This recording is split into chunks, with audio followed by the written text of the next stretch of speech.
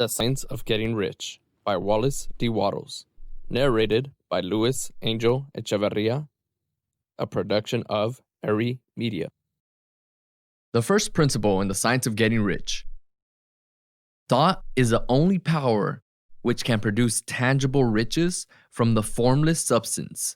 The stuff from which all things are made is a substance which thinks, and a thought of form in this substance produces a form. Original substance moves according to its thoughts. Every form and process you see in nature is a visible expression of a thought in original substance. As the formless stuff thinks of a form, it takes that form. As it thinks of a motion, it makes that motion. That is the way all things were created. We live in a thought world, which is part of a thought universe. The thought of a moving universe extended throughout formless substance.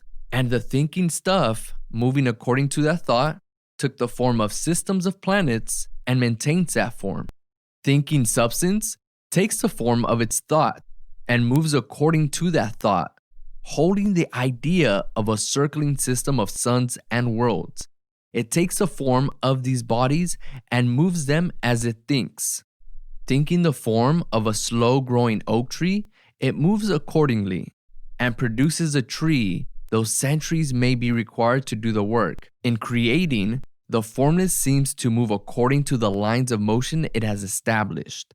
The thought of an oak tree does not cause the instant formation of a full-grown tree, but it does start in motion the forces which will produce the tree along established lines of growth. Every thought of form held in thinking substance causes a creation of the form, but always, or at least generally, along lines of growth and action already established. The thought of a house of a certain construction, if it were impressed upon formless substance, might not cause the instant formation of that house, but it would cause the turning of creative energies already working in trade and commerce into such channels as to result in the speedy building of the house. And if there were no existing channels through which the creative energy could work, then the house would be formed directly from primal substance, without waiting for the slow processes of the organic and inorganic world. No thought of form can be impressed upon original substance without causing the creation of the form. Man is a thinking center and can originate thought. All the forms that man fashions with his hands must first exist in his thought. He cannot shape a thing until he has thought that thing.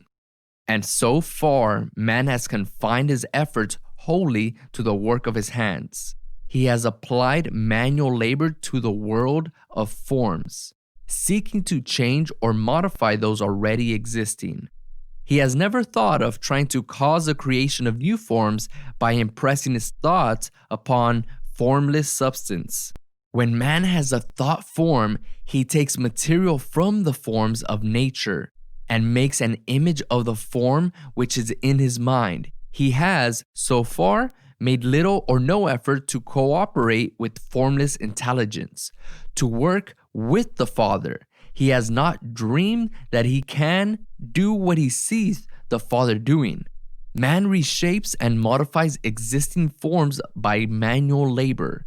He has given no attention to the question whether he may not produce things from formless substance by communicating his thoughts to it. We propose to prove that he may do so, to prove that any man or woman may do so, and to show how.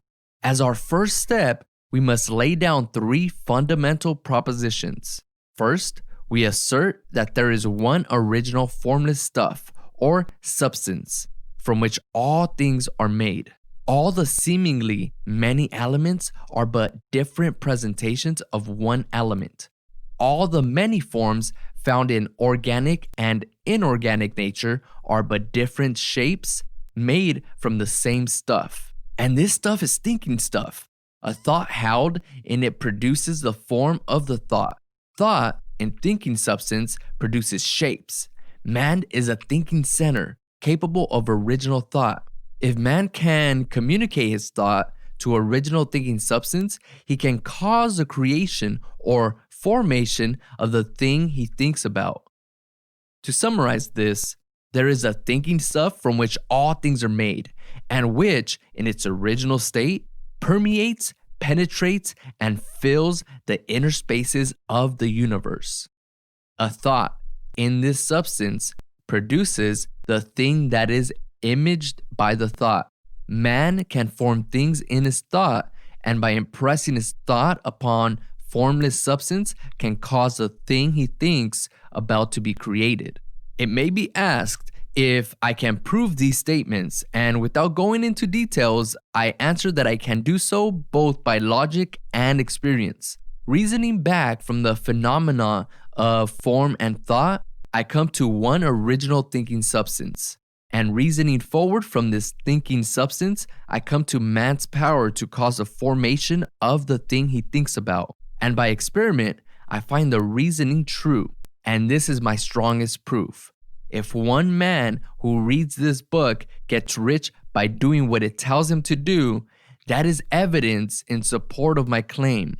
But if every man who does what it tells him to do gets rich, that is positive proof until someone goes through the process and fails.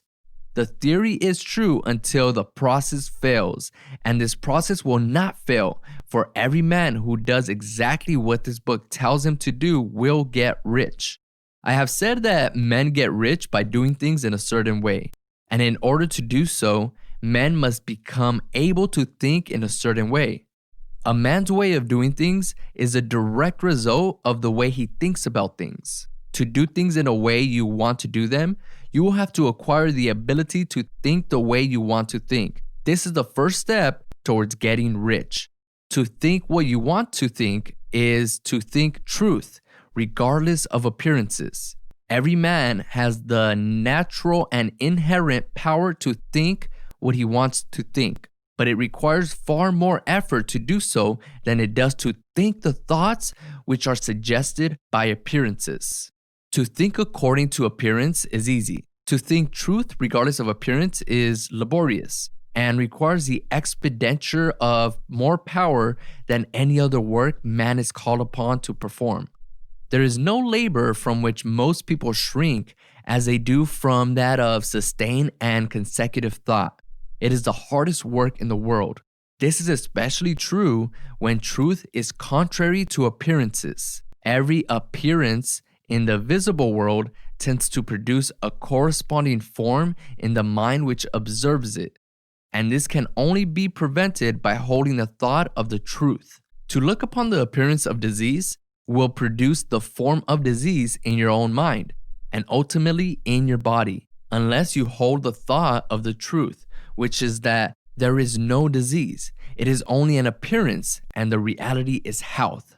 To look upon the appearance of poverty will produce corresponding forms in your own mind. Unless you hold to that truth that there is no poverty, there is only abundance. To think health when surrounded by the appearance of disease, or to think riches when in the midst of appearances of poverty requires power. But he who acquires this power becomes a master mind. He can conquer fate. He can have whatever he wants. This power can only be acquired by getting hold of the basic fact which is behind all appearances. And that fact is that there is one thinking substance from which and by which all things are made. Then we must grasp the truth that every thought held in this substance becomes a form, and that man can so impress his thoughts upon it as to cause them to take form and become visible things. When we realize this, we lose all doubt and fear, for we know that we can create what we want to create. We can get what we want to have, and can become what we want to be. As a first step towards getting rich, you must believe the 3 fundamental statements given previously in this chapter, and in order to emphasize them, I repeat them here. There is a thinking stuff from which all things are made, and which in its original state permeates, penetrates, and fills the inner spaces of the universe. A thought in this substance produces the thing that is imaged by the thought. Man can form things in his thought, and by impressing his thought upon formless substance, can cause the thing he thinks about to be created.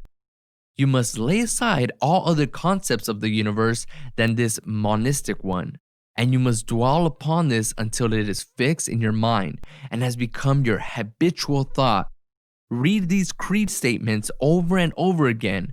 Fix every word upon your memory and meditate upon them until you firmly believe what they say. If a doubt comes to you, cast it aside as a sin. Do not listen to arguments against this idea. Do not go to churches or lectures where a contrary concept of things is taught or preached. Do not read magazines or books which teach a different idea.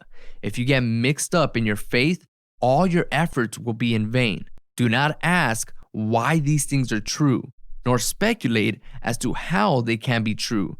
Simply take them on trust. The science of getting rich begins with the absolute acceptance of this faith.